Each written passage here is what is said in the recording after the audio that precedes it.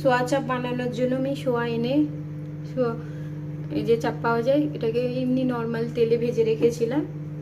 এবার তাকে এরকম পিস পিস করে কেটেছি, ছোট ছোট করে পিস পিস করে কেটে, টমেটোও কেটেছি চৌকো চৌকো করে, ক্যাপসিকামও চৌকো চৌকো করে কেটেছি। এবার এতে পরিমাণ মতন লবণ, লঙ্কা গুঁড়ো, লবণ দেবো পরিমাণ মতন, লঙ্কা গুঁড়ো দেবো, এমনি নর্মাল লঙ্কা দেবো, কাশ্মীরি লঙ্কা গুঁড়ো দেবো ঝালের জন্য, রঙের জন্য, আর এমনি লঙ্কা গুঁড়ো দিচ্ছি টেস্টের জন্য। হলুদ দেবো পরিমাণ মতন।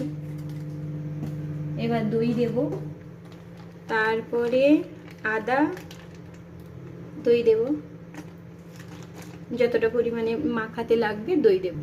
এবার আদা গ্রেট করে দিয়ে দিব।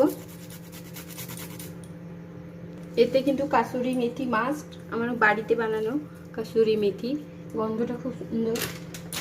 এমনি কাসুরি মেথি পাতা এনে তাকে হালকা ছাওয়াতে শুকিয়ে এটা ধনে গুঁড়ো শুকিয়ে গুঁড়ো করে নিলে হয়ে যায়। চাট মশলা অবশ্যই দেবে, চাট মশলা, জিরে গুঁড়ো, যাদের গুঁড়ো না থাকবে তো বেটে নেবে, গুঁড়ো আছে তাই গরম মশলা গুঁড়ো। দেখো আধ ঘন্টার পর চলে এলাম। এবার একটা একটা করে, এটা তো অনেকটা নরম হয়ে গেছে। এবার একটা টমেটো দেব,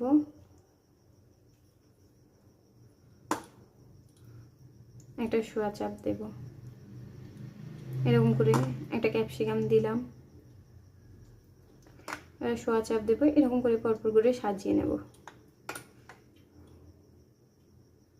দেখো নরম হয়ে গেছে, তাই দেখো গ্যাস অন করলাম, হাই ফ্লেম দিলাম, দিয়ে একটা একটা করে এরকম সাজিয়ে নিয়েছি। হ্যাঁ, তোমাদের যদি এই স্টিকগুলো, মানে আমার এই লোহার ইয়েগুলো দুটো ছিল, তাই তোমাদের যদি অনেকগুলো থাকে তাহলে ছোট ছোট করে নেবে,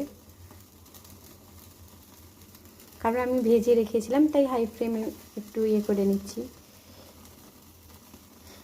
হ্যাঁ, আমি পেঁয়াজ খাই না বলে পেঁয়াজ দিইনি, তোমরা পেঁয়াজ খেলে পেঁয়াজ দেবে। আর আদা যেখানে আমি গ্রেট করে দিয়েছিলাম সেখানে তোমরা রসুন দেবে, রসুন খেলে রসুন গ্রেট করে দিতে পারো। আর যেখানে আমার গ্রিন ক্যাপসিকাম নেই বলে ইয়েলো ক্যাপসিকাম দিয়েছি, তোমাদের গ্রিন থাকলে গ্রিন দিতে পারো। দেখো আমি এদিক সেদিক করে উলট পালট করে আগুনে পুড়িয়ে নিচ্ছি। এই নয় যে খুলবে না, এই দেখো আমার একটা টমেটো খুলে গেছে, অনেক সময় খুলে যায়।